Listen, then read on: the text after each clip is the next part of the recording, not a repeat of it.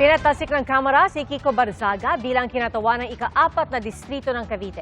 Ayon sa House Ethics Committee, sa kabila ng 2 suspensyon na ipinato na noon kay Barzaga, nagpakita pa rin umano siya ng ugaling hindi nararapat para sa isang mababatas.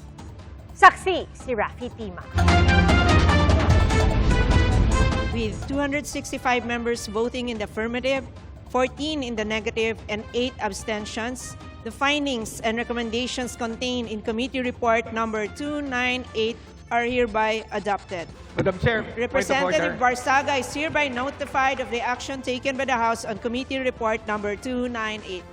Sa botong yan ng mababang kapulungan ng Kongreso, pinatalsik si Kiko Barzaga bilang kongresista ng 4th District ng Cavite. Ayon sa chairperson ng House Ethics Committee, kahit pinatawan na ng 2 60-day suspension, tila hindi pa rin nagtanda si Barzaga at nagpatuloy sa paglabag ng House Rules, partikular ang Rule 20 ng Section 141A at B o Unparliamentary Behaviors at Section 4AB ng Republic Act 6713 o Batas sa Tamang Decorum o Pag-uugali ng isang pampublikong opisyal. With the representative having meted with 60-day suspensions in 2 instances, the committee considers that another penalty of suspension will not likely deter the improper behavior which continuously reflects negatively on the image of the House of Representatives. Therefore, the committee approves to recommend the imposition of the most severe penalty of expulsion from office upon Representative Kiko Barzaga. Nasa loob ng sesyon si Barzaga nang basahin ng rekomendasyon para sa kanyang pagpapatalsik. Ilang kongresista naman ang agad tumayo para questionin ang rekomendasyon ng expulsion. Sino ba ang tunay na baliw? Yung bang isinilang sa pag-iisip ay kapos?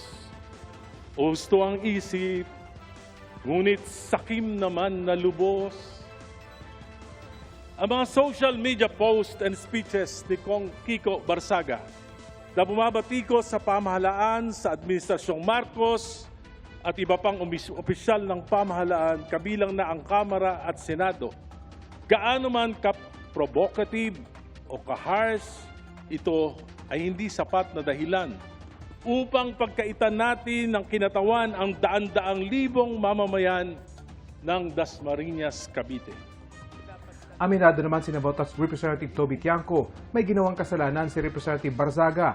Pero sapat daw ba ito para siya ipatalsikin mula sa Kongreso? si Kong Kiko Barzaga po ba ang nakasira ng dignidad, integridad, at reputasyon ng House of Representatives? Yung pa bang sinasabi niya ang nakasira? May mga kasalanan siya. Dapat may parusa rin sa kanya. Ang tanong lang is yung bang mga kasalanan niya na nagawa, ang tamang parusa doon o katumbas ba doon ay expulsion? Si Representative Jose Pepito Alvarez ng 2nd District ng Palawan na nagsabing kaibigan niya ang ama ni Congressman Barzaga, derechahan sa kanyang manifestation. Gusto ba ninyo na manatili yung animal na yan dito? Animal in the sense na pusa daw siya. Hindi yung animal na animal siya. Hindi. Hindi ba pusa ka? O ayun, kita mo. Ayon kay Congressman Abalos, sila man nahirapan sa kanilang naging desisyon. Pero ilang beses na raw binigyan ng babala si Barzaga at binigyan pa siya ng pagkakataon na sumagot sa Ethics Committee hearings. Pero hindi siya tumugon dito. It doesn't happen very often in this August chamber na meron tayong miyembro na haharap sa multiple ethics complaint.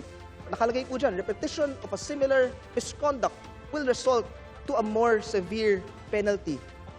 Habang nagsasalita ang mga kongresista matapos ang botohan, lumabas ng plenaryo si Barzaga at kumaway sa mga kasama habang palabas. Sa ngayon daw, wala pa siyang desisyon kung kukwestiyonin niya sa korte ang desisyon ng kanyang mga kapwa kongresista. I-enjoy na lang daw muna niya ang kanyang bakasyon. Mensahe niya sa kanyang nasasakupan,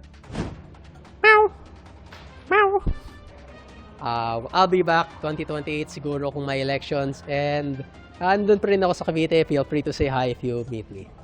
Okay? But ngayon, private citizen muna si Kong Miao Miao. Ako si Rafi Timang, inyong saksi.